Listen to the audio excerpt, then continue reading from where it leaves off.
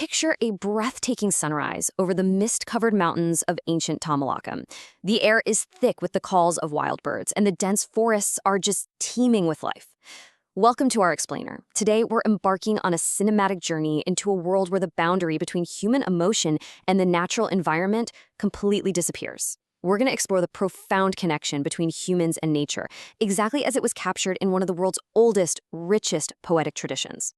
Think about it. More than 2,000 years ago, we're talking roughly 300 BCE to 300 CE, the brilliant poets of Sangam Tamilakam meticulously recorded a world where wildlife wasn't just, passive scenery. Like the quote says, every creature carried meaning, every landscape had a voice, every animal told a story. As we're going to see, to the ancient Tamils, observing an animal was literally like looking into a mirror that reflected the human soul itself. Okay, so here's our roadmap for today. We'll start with the world of ancient Tamalakam, then dive into the animals of the sea, explore animals as symbols of human emotion, and wrap up with their incredible ecology and environmental knowledge. Let's jump right in. First up, Part 1, the world of ancient Tamalakam, landscapes of life. To really get this, we've got to map out this ancient Tamil world first. And what's truly staggering right off the bat is the sheer scale of their observation. Over 50. Across ancient texts like the Ertuthogai and Patu Patu, poets recorded over 50 distinct species of animals. This wasn't just casual birdwatching, right? This was a massive, living catalog of biodiversity, totally woven into their cultural fabric. Now, to genuinely understand Sangam literature, you have to understand the foundational concept of thinai. Basically, thinai refers to the 5 distinct ecoregions or landscapes of ancient Tamalakam. It is absolutely crucial because in this tradition, specific geography, human emotions, and native wildlife are all intricately, inseparably connected. You literally cannot separate the feeling of love or loneliness from the landscape and the animals living in it. It's all one big ecosystem of feeling. So this breakdown brilliantly illustrates those 5 regions. We've got the mist-covered Karinji Mountains, ruled by the majestic tiger, the elephant, monkeys, and bears. Then there's the Mulai, the dense pastoral forests filled with gentle cows, deer, and rabbits. Move down to the Marathon, and you hit the fertile agricultural farmlands where heavy buffalo and pigs roam. The Nithal is the vast, crashing coastline, home to sharks and crabs. And finally, the Palai. This is the harsh, unforgiving drylands, circled by eagles and vultures, and stalked by foxes and wolves. Every single region had its own distinct, thriving ecosystem. Moving on to Part 2, Animals of the Sea, the Nathal Coastline. The Nisal coastline was just incredibly rich with life. The ancients documented the sura, or sharks, and the mudalai, crocodiles, that would sometimes lurk right near the estuaries. But hey, it wasn't just predators out there. They wrote beautifully about the ongu, these magnificent dolphin-like creatures riding the epic ocean waves, alongside the everyday alavan or crabs scurrying on the shore and vast schools of prawns and fish. What's really fascinating here is the duality of the ocean. It was viewed through 2 very different lenses. On one hand, creatures like fish and prawns represented crucial livelihood, bountiful marine wealth that sustained entire communities.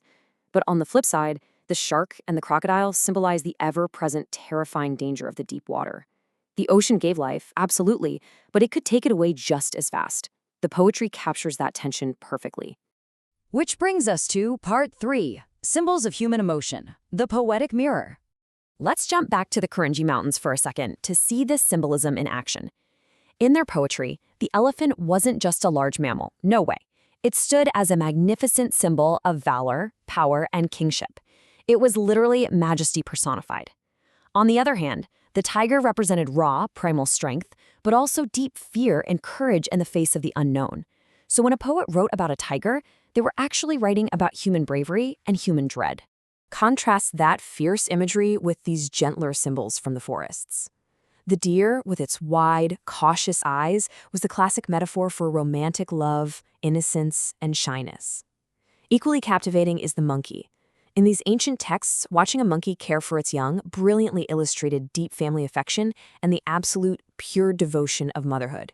So the real takeaway here is that observing nature was literally like looking in a mirror. Think of this as a quick guide to their ancient symbolism. The eromai, or buffalo, meant agricultural wealth and hard work. The eru, or bull, symbolized masculinity.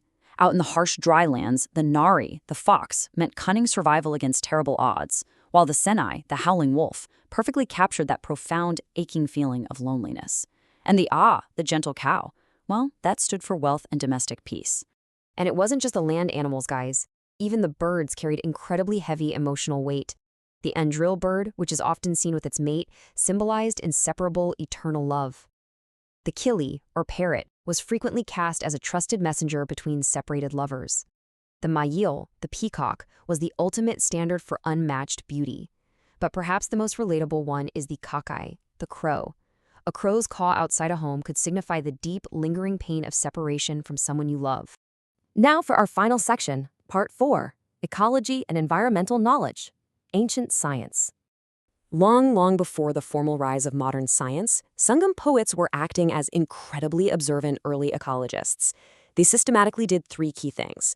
First, they accurately mapped animals to their specific geographic habitats. They knew exactly what lived where.